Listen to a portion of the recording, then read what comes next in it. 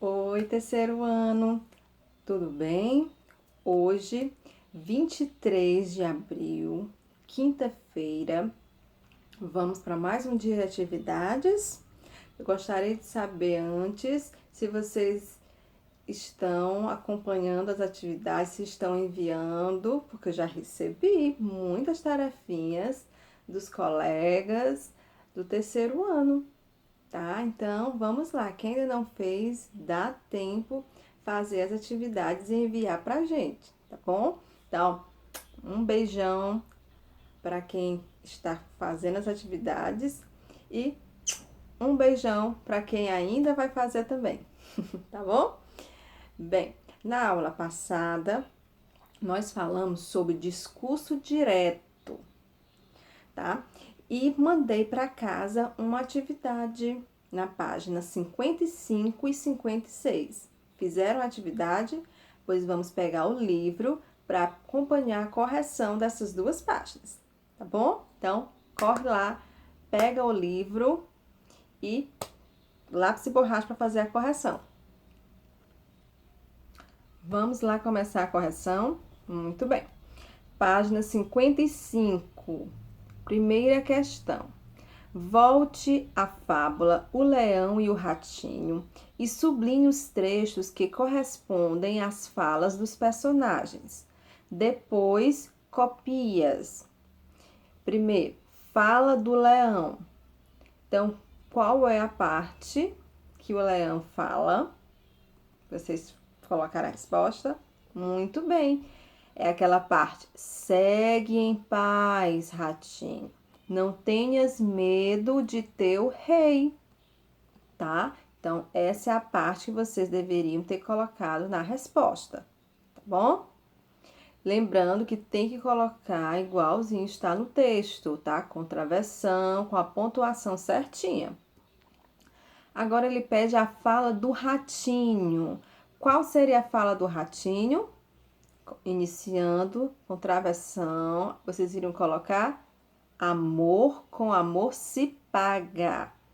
Essa seria a fala do ratinho. Muito bem. Primeira questão corrigida. Vamos para a segunda questão. No texto que você leu, há um sinal que indica o início da fala dos personagens. Que sinal é esse? Qual terceiro ano? Travessão. Muito bem. Travessão. Terceira questão. Releia esta parte do diálogo entre os personagens. Vamos lá. Amor com amor se paga, disse ele lá consigo e pôs-se a roer as cordas. Num instante conseguiu romper uma das malhas, e como a rede era das tais que rompia a primeira malha, as outras se afrouxam, pôde o leão deslindar-se e fugir. Tá? Então, é o trecho. Letra A. Sublinhe com lápis vermelho a fala do ratinho. Tá? Então, você vai sublinhar com lápis vermelho a fala do ratinho. Certo? Bem aqui, ó, a fala do ratinho. Que ele fala assim, ó, amor com amor se paga. Tá? Então, você vai sublinhar com lapisinho vermelho. Letra B. Sublinhe com lápis azul a fala do narrador. Então, a fala do narrador era o que sobrou. O restante era a fala do narrador, tá? Então, você sublinhar ó, o restante. Tudo que sobrou aqui é a fala do narrador, tá bom? Letra C. Que sinal de pontuação separa a fala do ratinho da fala do narrador? Muito bem, travessão. Travessão é o sinal de pontuação que separa a fala do narrador para a fala do ratinho. É só observar bem aqui, ó. Travessão. E a letra D, tá? Que outro sinal poderia ser utilizado com essa mesma finalidade? A vírgula. Então, continuando, né? Vocês colocaram aí a vírgula, não foi? Na resposta da letra D, a vírgula. Foi isso?